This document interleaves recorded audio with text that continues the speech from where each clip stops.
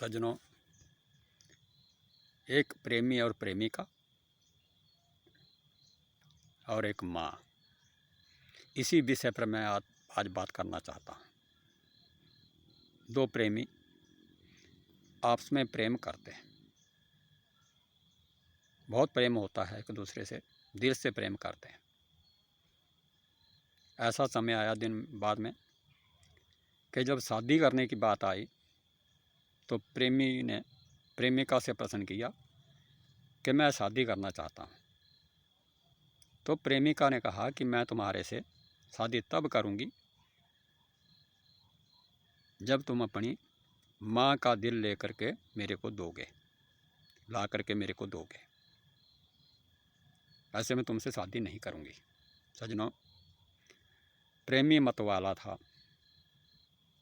उसको कुछ नहीं, प्रेम के सिवा और प्रेमिका के सिवा कुछ भी दिखाई नहीं दे रहा था।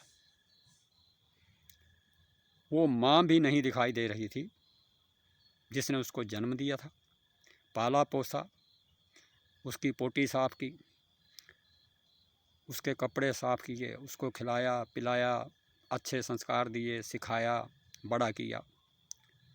वो भी उसको दिखाई नहीं दे रही थी, केवल प्रेमिका ही दिखाई दे रही थी। वह घर में जाता है और अपनी उस प्रेमिका के लिए, जो कुछ दिनों की उसकी प्रेमिका बनी हुई थी, उसके लिए जा कर के उस माँ की हत्या कर देता है, जिस माँ ने उसको 9 महीने पेट में रख करके अनेक प्रकार के कष्ट सहते हुए उसको जन्म दिया, उसको पाला पोसा, उसकी सेवा की, उसके भविष्य के लिए सोचा। उस माँ को वो मार देता है और उसका दिल निकाल करके हाथ में ले करके यहाँ उसकी प्रेमिका थी उस तरफ भागता हुआ जाता है कि मैं जल्दी से जाऊँगा और प्रेमिका को यह दिल दूँगा और प्रेमिका मेरे से शादी कर लेगी। परंतु सज्जनों, जिस प्रकार वो दौड़ता हुआ जा रहा था, वह रास्ते में गिर जाता है। उसके हाथ में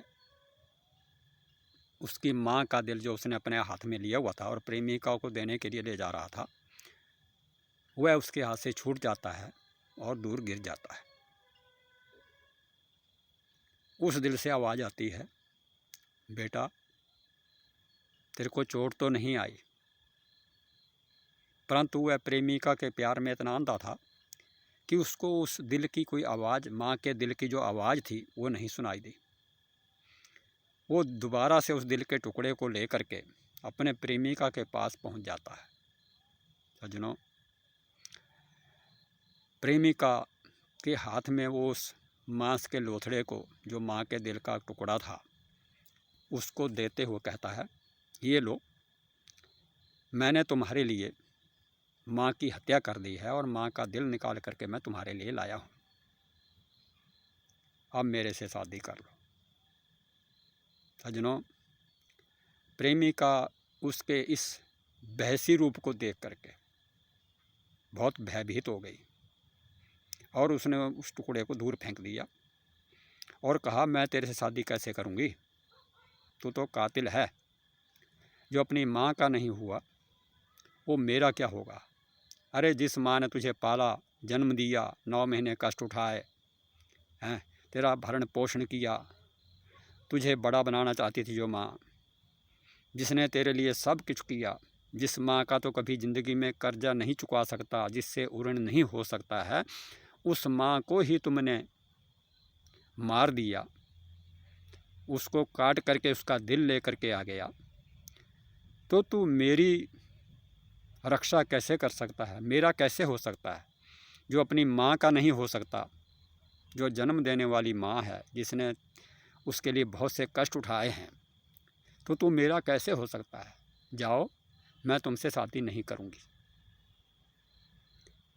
अब वो पश्चाताप करता हुआ अपने घर को चला जाता है। प्रेमिका उससे कोई नाता नहीं रखती है और उनका जो प्रेम संबंध थे वो छूट जाते हैं। वो पागलों की तरह घूमता है और सोचता है कि मैंने माँ की हत्या क्यों की। माँ तो माँ होती है, परंतु सोचता है कि मैं तो प्रेम में अंधा हो गया था, प्रेमिका के प्रेम में ही, इसलिए मैंने माँ का कत्ल कर दिया, बहुत नीच हूँ मैं। इसी भावनाओं को सोचते हुए वो पागलों की तरह जीने लगा। सज्जनों, इस कहानी से हमें यह शिक्षा मिलती है कि माँ बाप की कदर करो, जिन्होंने जन्म दिया है, पाला पोसा है, तुम्हारे लिए हजारों कष्ट सहे हैं। प्रेम के लिए इतने उतावले मत हो जाओ कि उन माँ बाप की भी आप अवज्ञा कर दो, उनके ऊपर प्रहार कर दो, उनका बुरा कर दो, जिन्होंने आपके लिए ही सब कुछ किया है। इसी भावना के साथ ये वीडियो आपकी सेवा में प्रस्तुत है। जय हिंद, जय भारत।